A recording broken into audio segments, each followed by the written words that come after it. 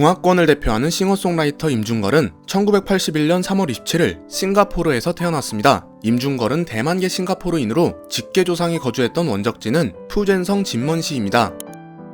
음악가 집안에서 태어난 임중걸은 4살 때부터 클래식 피아노를 배우기 시작하였으며 음악가의 길을 걷고 있는 형을 롤모델로 삼았습니다. 재미있는 사실은 임중걸은 음악과가 아닌 미술과 출신으로 팝송을 접한 뒤 본격적으로 음악인의 길로 들어서게 됩니다. 어려서부터 작사, 작곡, 가창에 뛰어난 재능을 보였던 그는 15살 때부터 각종 노래대회에 참가하여 상을 휩쓸고 다녔으며 18살인 1999년에는 그 재능을 인정받아 여러 음반 제작사의 러브콜을 받기 시작합니다. 학창시절 항상 상위권 성적을 유지했던 임중걸은 싱가포르 최고의 대학 중 하나인 싱가포르 국립대에 입학할 수 있는 자격이 주어졌지만 자신이 추구하는 음악인의 길을 걷기 위해 과감하게 대학 입학을 포기합니다. 이후 성인이 된 임중걸은 군입대를 하게 되는데요. 자신의 특기를 살려 무장부대 문공단에 입대하게 되며 군복무 기간 동안 많은 무대 및 작곡 경험을 쌓게 됩니다.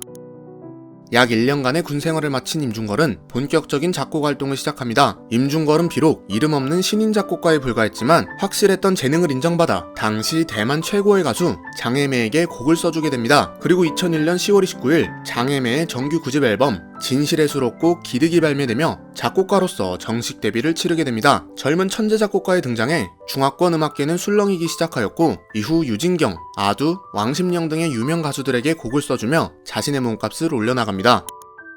활발한 작곡 활동을 이어가던 임중걸은 2003년 4월 10일 총 11곡이 수록된 자신의 첫 정규 앨범 낙행자를 발표하며 가수로서 정식 데뷔를 치릅니다. 임중걸은 첫 앨범부터 여러 매체에서 두루 호평을 받으며 가수로서 자신의 이름을 알리는 데 성공합니다. 그리고 약 1년 후인 2004년 6월 4일 정규 2집 앨범 제2천당을 발표하는데요. 수록곡인 강남이 중화권 전체에서 선풍적인 인기를 끌게 됩니다. 또한 같은 해 중화권 최고 권위의 대중음악 시상식인 제15회 금곡장에서 신인 가수상을 수상하며 최고 슈퍼스타의 탄생을 알립니다. 임중걸을 스타 반열에 올려놓은 곡 강남은 현재까지도 중화권에서 많은 사랑을 받고 있는 명곡으로 손꼽힙니다.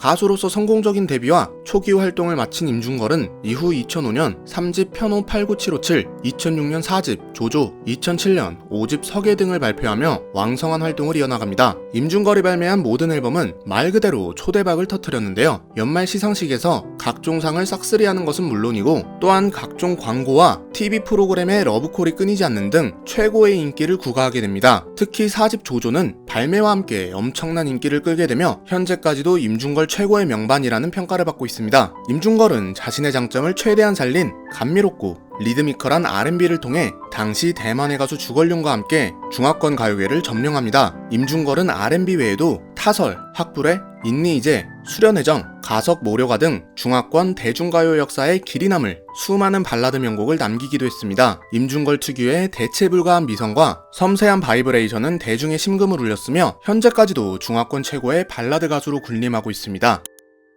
가수로서 최고의 인기를 얻은 임중걸은 그 인기에 힘입어 2008년 1월 13일부터 방영된 대만 드라마 원래야 불수에서 주인공 장준유 역을 맡아 출연합니다. 대중들의 걱정과는 다르게 나쁘지 않은 연기를 펼쳤지만 대만에서 평균 0.75%의 시청률을 기록하며 흥행에는 실패합니다. 임중걸은 이후 가수 활동에 전념하며 카메오와 특별 출연 외에는 별다른 연기 활동을 펼치진 않는데요. 종종 자신의 뮤직비디오에 주인공으로 출연하여 좋은 연기를 펼칩니다. 특히 2014년에 발매된 가석모료가에서는 안젤라 베이비와 함께 호흡을 맞추며 노래와 연기 두 방면 모두에서 좋은 평가를 받습니다.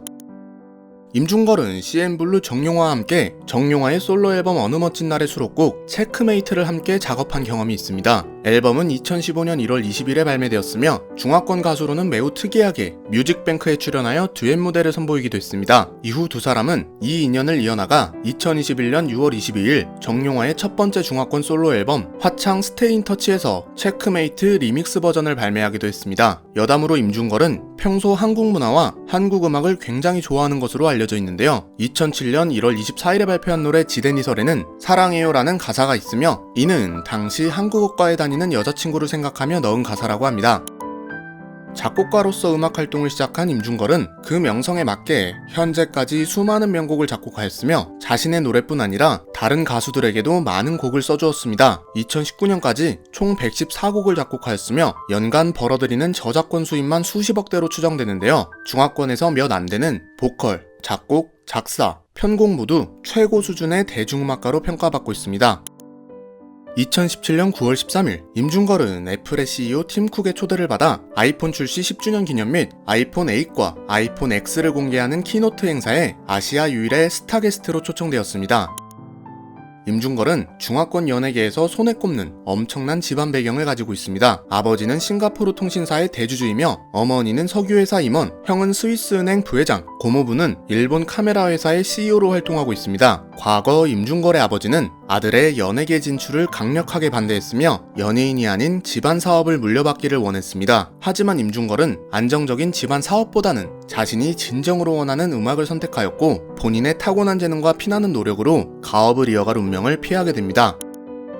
2021년 7월 한때 엑소의 멤버이자 현재는 중국에서 활동하고 있는 우이판의 미성년자 성폭행 사건과 마약 사용 의혹이 중국 대륙을 뜨겁게 달구기 시작합니다. 이는 몇몇 연예인들에게까지 불똥을 튀기며 한간에 임준걸 또한 마약을 한다 라는 소문이 돌기 시작합니다. 이에 임준걸의 소속사는 곧바로 변호인을 통해 임준걸의 권익을 지키고 그의 명예를 훼손하는 모든 행위에 대해 강력한 대응을 할 것이다 라고 성명문을 발표합니다. 임준걸은 빠르고 강경한 대응과 평소 꾸준한 자선 활동을 통해 쌓아온 좋은 이미지로 인하여 사건은 금세 잠잠해지는 듯 하였으나 사명호라는 가수가 기자를 통해 만약 임준걸이 마약 검사를 무사히 통과하면 법적 책임을 지겠다 라는 발언을 하며 사건은 다시 뜨거워지기 시작합니다. 하지만 대부분의 네티즌들은 확신과 증거가 있다면 직접 공개하거나 신고를 하면 되는데 굳이 왜 이런 어그로를 끄는지 단지 임준걸의 유명세를 이용하여 자신의 이득을 꾀하는 것이 아니냐 라는 반응을 보입니다. 또한 과거 사명호가 왕준계, 주일용, 샤오짠 등의 유명 연예인들과 거짓 친분을 드러내고 왕이보의 루머를 퍼뜨린 이력이 드러나며 네티즌들은 더욱더 그를 믿지 않게 됩니다. 이 사건 이후 사명호의 공식 웨이보는 계정 정지 처분을 받게 되며 가수로서 성공하지 못한 사명호가 최고의 가수인 임준걸을 시기하며 벌인 일이라는 평을 받으며 사건은 일단락됩니다. 지금까지 중화권 최고의 목소리를 가진 가수 임준걸에 대한 모든 것이었습니다. 영상이 재밌으셨다면 구독하시고 중화권 인물의 모든 것을 시청해주세요. 오늘도 시청해주셔서 감사합니다. 후달려였습니다.